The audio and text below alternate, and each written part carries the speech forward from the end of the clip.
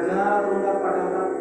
अशा वेळी त्याची शहानिशा न करता आपण वेळेपणाने त्याला गुन्हेगार समजून मोकळं होतो। ऐकलेल्या गोष्टीवर फक्त कानावर विश्वास ठेवतो, फक्त डोळ्यावर विश्वास ठेवतो, अंतर्मनावर विश्वास नसतो आपला। बऱ्याच वेळा बघा अंतर्मनावर आपला विश्वास नसतो का? अरे एवढी वर्ष आपण त्याला ओळखतोय आणि त्याने अचानक असं का केलं असावं याचा शोध घेण्याची आपण तसदी घेत नाही।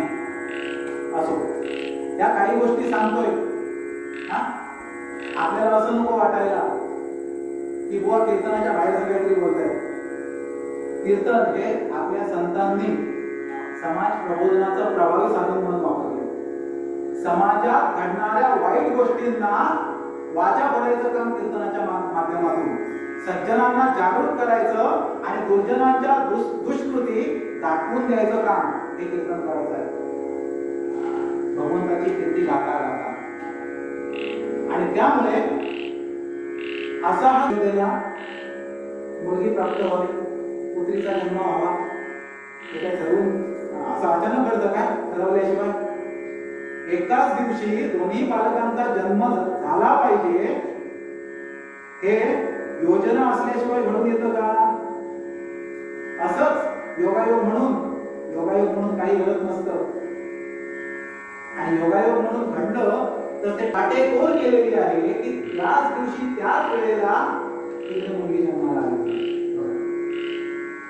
आणि त्यानंतर हा वसुदेव इकडून येणार आहे म्हटल्यानंतर तो कोणत्या मार्गे येणार आहे त्या मार्गावर योजना तयार झाली आणि एवढी काटेकोर योजना तयार झाल्यानंतर श्रावण वद्य अष्टमीची रात्र आणि त्या रात्री घनघोर काळ। अष्टमीला अर्धा चंद्र असतो त्यामुळे चांदणं असतं, पण असं असून सुद्धा धो पाऊस बाहेर, प्रचंड पाऊस, सोसाट्याचा वारा।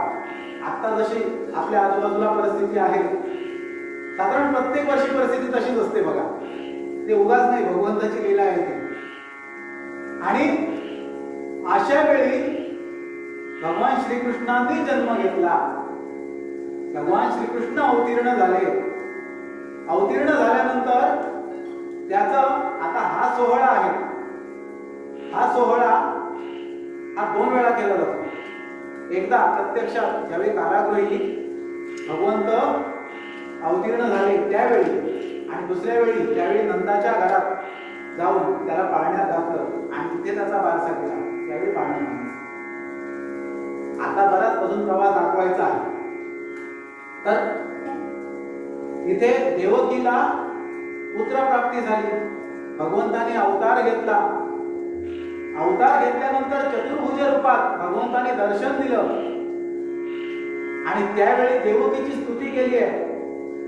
आपल्या 6 मुलांना प्रत्यक्ष नजरेसमोर मरताना पाहायची ताकद जी माता दाखवते, तिच्या पोटी तिच्या उदरी जन्म घ्यावा। अर्थात हे एका प्रकारे झालं, पण अथक परिश्रम आपल्या आजूबाजूला सुद्धा उदाहरण असतील बघा। अथक परिश्रम ज्यांचे आई वडील घेत असतात, कष्ट सहन करत असतात, त्यांची मुलं ती चांगल्या पदापर्यंतच पोहोचतात। अनेक उदाहरणं आपल्याला असतील। आता कष्टाची व्याख्या प्रत्येकासाठी वेगवेगळी आहे बरं का। काही जणांना पाण्याचा हंडा उचलून आणणं हे सुद्धा परमोच्च दर्जाचा कष्ट असतं। कष्टाची व्याख्या प्रत्येकासाठी वेगवेगळी आहे, त्यामुळे हे विचार करण्यासारखी गोष्ट आहे। परंतु अशा वेळी चतुर्भुज रूपात दर्शन दिलं आणि सांगितलं काही काळजी करू नका, या तुमच्या पुत्राला हा माझा अंश आहे, याला मारायला नाही देणार, असं म्हणून आजूबाजूला नजर फिरवली, सगळे पहारेकरी झोपलेले होते।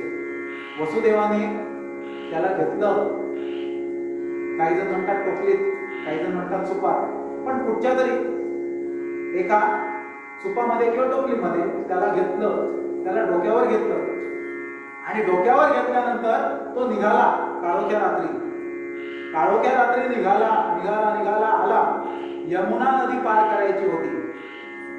यमुना नदीने तर असं अकराळ विक्राळ रूप धारण केलं होतं की यमुनेचा आजचाही प्रवाह जर आपण बघितला तर साधा हत्ती साध्या हत्तीचा जर समजा पाय घसरला तर हत्ती सुद्धा वाहून जाईल, एवढा प्रचंड वेग आजही यमुनेला असतो. आणि असा यमुना नदी, आणि त्या यमुना नदीमध्ये उतरायचं म्हटल्यानंतर आजपर्यंत वसुदेवाला हे सगळं माहिती होतं. देवकी भरपूर रडली. आजूबाजूचे पाहणारे पहारेकरी त्यांच्या डोळ्यातनं आसू आली. जे रणांगणावर रक्त पाहून त्यांच्या डोळ्यातून पाणी येत नाही, त्यांच्याही डोळे पाजरले. परंतु वसुदेवाच्या डोळ्यातून पाणी आलं नव्हतं, कारण त्याला माहिती होतं की हा सगळा त्याग आपल्याला करावाच लागणार आहे, तर भगवंताचा जन्म आहे. आणि म्हणून त्याच्या डोळ्यात पाणी आलं नव्हतं. परंतु हे यमुना माईचं अकरा विक्रा रूप पाहिलं आणि मात्र त्याचे डोळे पाजरले. त्याने यमुना माईला सांगितलं की यमुना माई, मला पलीकडे जायचं आहे. आता तुझं कितीही विक्राळ रूप धारण तू केलंस तरी आता मी मागे फिरणार नाही. कारण इथून मागे जाऊन हा पुत्र माझा पुन्हा तो कंस येईल आणि मारेल. हे बघण्याचं धाडस आता माझ्यात नाही. हे बघण्याचं धाडस नाही आता माझ्यात. आता माझं धाडस संपलंय. त्यामुळे आता तिथंही मरणारच आहे तो. आणि तो जर मेला तर माझ्या जिवंत राहण्याला काय अर्थ. त्यापेक्षा तुला जे काही करायचं असेल ते तू कर. वाचलो तर दोघेही वाचू, नाहीतरी हा मरणारच आहे तिथं गेल्यानंतर. याच्यासोबत या तुझ्या पाण्यामध्ये मीही जलसमाधी घेईन असं म्हणून दृढ निश्चय करून, कारण भगवंत परीक्षाच पाहत होता, दृढ निश्चय करून भक्त आपलं कार्य पुढे नेण्यासाठी किती परिश्रम घेऊ शकतात, किती कष्ट घेऊ शकतात. ते पराकोटीचे कष्ट ही परीक्षा असते भक्तांची. आणि आपल्याला एवढा त्रास का होतो असा प्रश्न ज्यांना पडतो ना, त्यांनी हे लक्षात कायम ठेवायला पाहिजे. कारण तो त्रास सहन करायची योग्यता ही आपल्यात आहे. म्हणून भगवंताने आपल्याला ती जबाबदारी दिली. ज्याच्यात ती योग्यताच नाही, ज्याच्यात जो सहनच करू शकत नाही, त्याला त्रास कशाला देईल. त्याला नाही त्रास देणार, त्याला सहज सोपं जीवन देणार. हे जग बाबा एकदाचा मोकळा हो आणि ये, तुला घालतो दुसऱ्या जन्मात परत असं म्हणून वसुदेव यमुना माईमध्ये उतरले, पाण्यामध्ये उतरले. गुडघाभर पाणी, कमरेभर पाणी, छातीपर्यंत पाणी आलं. छातीपर्यंत पाणी आलं तरी सुद्धा यमुना माई काही शांत होईना. तोंडाला पाणी लागायला लागलं, नाकामध्ये पाणी जायला लागलं. नाकामध्ये पाणी जायला लागल्यानंतर स्वतः उडताय, पण त्या बाळाला वाचवायचा प्रयत्न करताय. आणि अशा वेळी पुढे पुढे पुढे पुढे जात असताना भगवंतांच्या हे लक्षात आलं की यमुना माई आपल्या पाण्याचा स्तर का वाढवते आहे.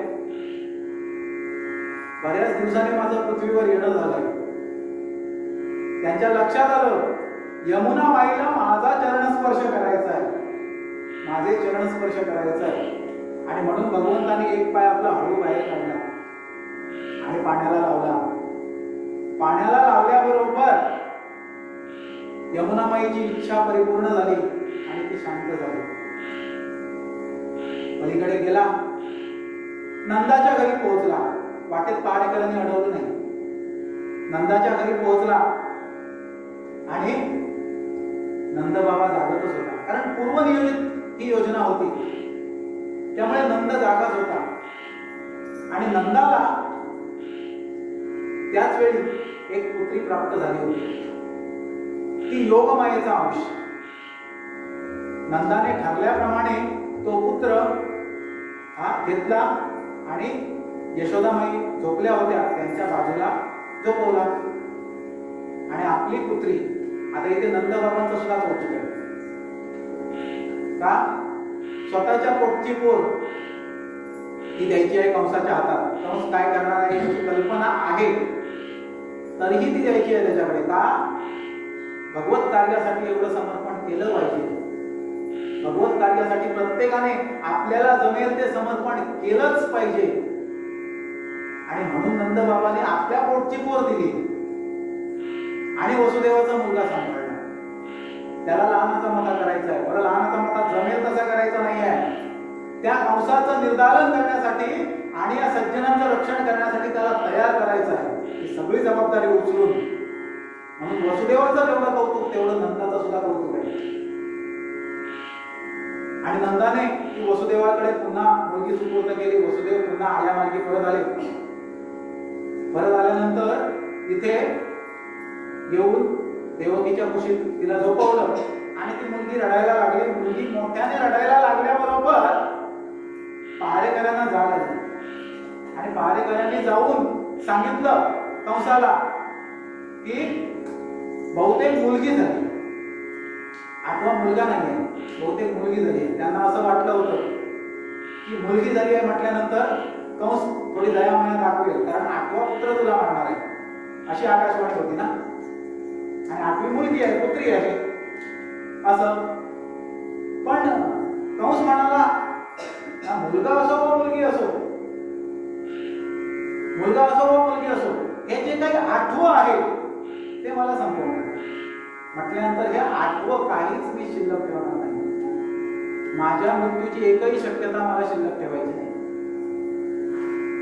आणि म्हणून कंस जो गेला त्या मुलीला धरलं आणि पुन्हा तसंच घर घर घर घर फिरवलं आणि आपटना तेवढ्यात ती हातातून निसटली आणि आकाशात जाऊन दिव्य प्रकाश पसरला सगळीकडे.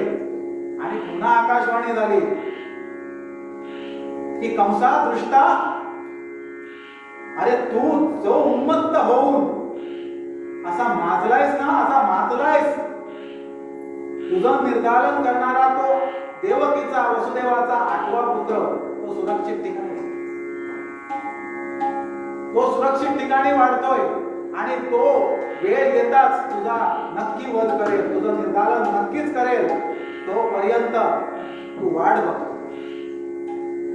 असं म्हणून ती विलुप्त झाली, मुक्त झाली. आणि इकडे नंदाच्या घरी वार्ता पसरली सगळीकडे. नंदा घरी पुत्र जन्मलाय, नंदा घरी पुत्र जन्मलाय, गोकुळात पुत्र जन्मलाय. मग काय जल्लोष सगळेजण करतायत. आणि हाच जल्लोष आता आपण करायचा आहे. झालं, लगबग सुरू झाली. लगबग सुरू झाल्यानंतर बारसा करायचा. मग बारशाची तयारी सुरू झाली. जशी इथे आपण जन्माची तयारी करतोय तशी संपूर्ण नगरामध्ये गुड्या तोरणे उभारून बारशाची तयारी सुरू झाली. आणि देवदेवता सुद्धा तयार झाल्या पुष्पवृष्टी करण्यासाठी.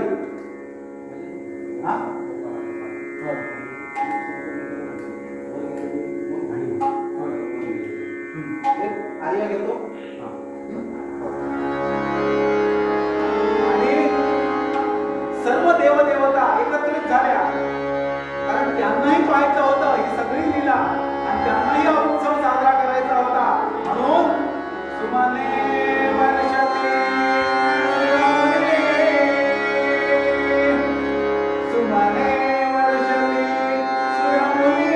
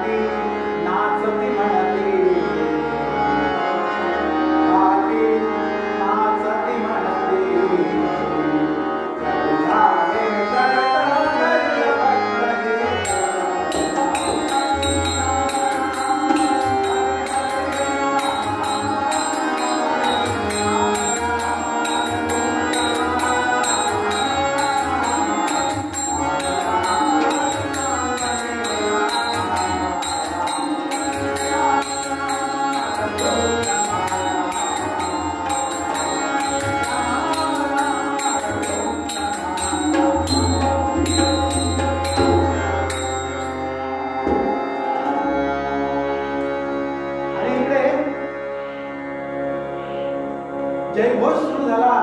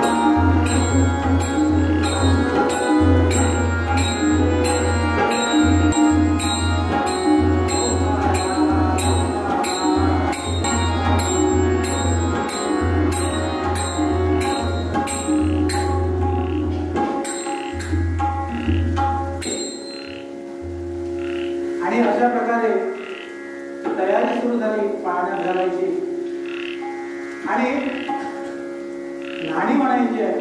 कवीने कल्पना अशी केली आहे की गंगा जन्मे ज्याची या चरण कमळी, ज्याच्या चरणापासूनच गंगा उत्पन्न झाली, तीच गंगा त्याच्या चरणावर घालून त्याचेच चरण धुतले. नाणी म्हणायची आहे. नाणी नाणी नाणी नाणी या निर्मलाते नाणी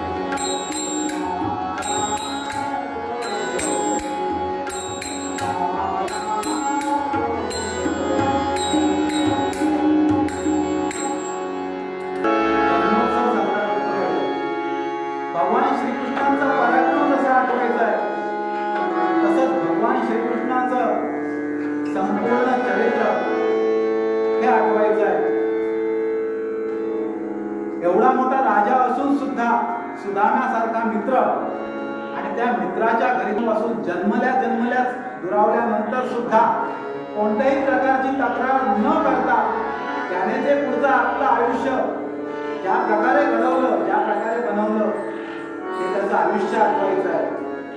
त्याने आपल्या आयुष्यामध्ये जो पराक्रम गाजवला तो पराक्रम आठवायचा आहे. आणि तेवढंच सज्जनांच्या बाजूने दुष्टांचं निर्दालन करण्यासाठी जे त्यांनी कार्य केलं ते कार्य आठवूया आणि आजच्या या श्रीकृष्ण जन्माष्टमीच्या कीर्तन सेवेला विराम देऊया.